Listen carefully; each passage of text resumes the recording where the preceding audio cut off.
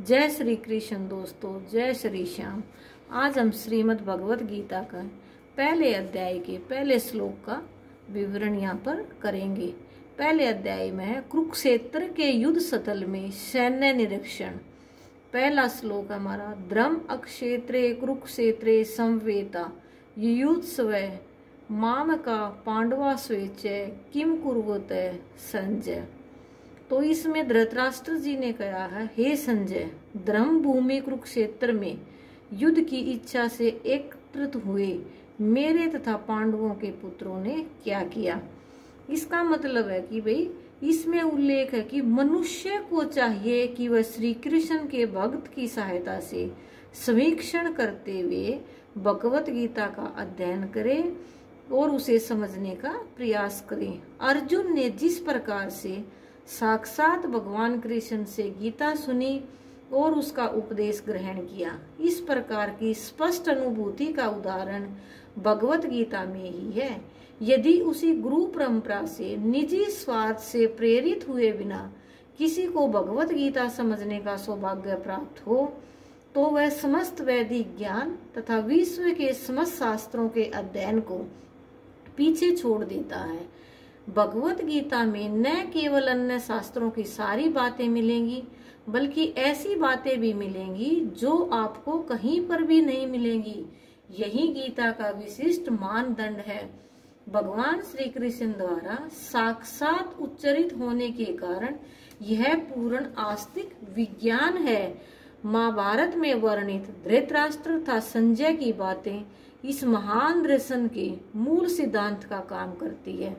यहाँ पर माना जाता है कि इस दर्शन की प्रस्तुति कुरुक्षेत्र के युद्ध स्थल में हुई, जो वैदिक युग से पवित्र तीर्थ स्थल रहा है। इसका प्रवचन भगवान द्वारा मानव जाति के पथ प्रदर्शन हेतु तब किया गया जब वे इस लोक में स्वयं उपस्थित थे, क्योंकि कुरुक्षेत्र के युद्ध स्थल में अर्जुन के पक्ष में श्री भगवान स्वयं उपस्थित थे। कौरवों का पिता धृतराष्ट्र अपने पुत्रों की विजय की संभावना के विषय में अत्यधिक संदिग्ध था। अतः इसी संदेह के कारण उसने अपने सचिव से पूछा। उन्होंने क्या किया? वह आश्वस्त था कि उसके पुत्र तथा उसके छोटे भाई पांडु के पुत्र कुरुक्षेत्र की युद्ध भूमि में निर्णायक संग्राम के लिए इकट्ठे हुए हैं। फिर भी उसकी जिज्ञासा सार्थक है। वह नहीं चाहता था कि भाइयों में कोई समझौता हो। अतः वह युद्ध भूमि में अपने पुत्रों की नियति भाग्य के विषय में आश्वस्त होना चाह रहा था।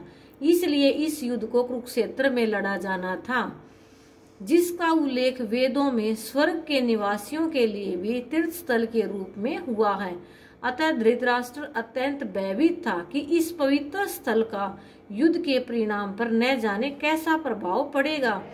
उसे भली भांति ज्ञात था कि इसका प्रभाव अर्जुन था पांडव, क्योंकि स्वभाव से वे सभी पुण्य आत्मा थे। संजय श्री व्यास का शिष्य था। अतः उनकी कृपा से संजय धृतराष्ट्र के कक्ष में बैठे बैठे कुरुक्षेत्र के युद्ध स्थल का दर्शन कर सकता था। इसलिए धृतराष्ट्र ने उससे युद्ध स्थल की स्थिति के विषय में पूछा। पांडव तथा धृतराष्ट्र के पुत्र दोनों ही एक वंश से संबंधित हैं, किंतु यहाँ पर धृतराष्ट्र के वाक्य से उनके मनोभाव प्रकट होते हैं। उसने जानबूझकर अपने पुत्रों को कुरु कहा और पांडु के पुत्रों को वंश के उत्तराधिकार से विलग कर दिया। इस तरह पांडु के पुत्रों अर्थात अपने भतीजों के साथ धृतराष्ट्र की विशिष्ट मनस्थिति समझी जा सकती है।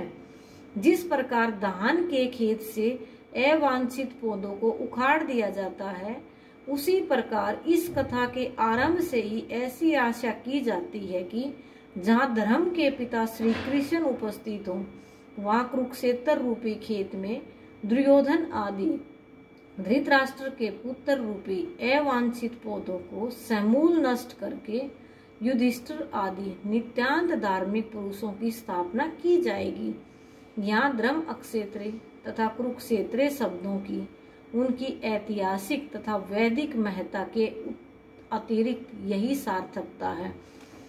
कहने का मतलब ये है कि धृतराष्ट्र ने पता होते हुए भी सारी चीजें अनदेखी की और उसने अपने भतीजों के प्रति विश्वासघात यहाँ से ही उसने शुरू कर दिया था।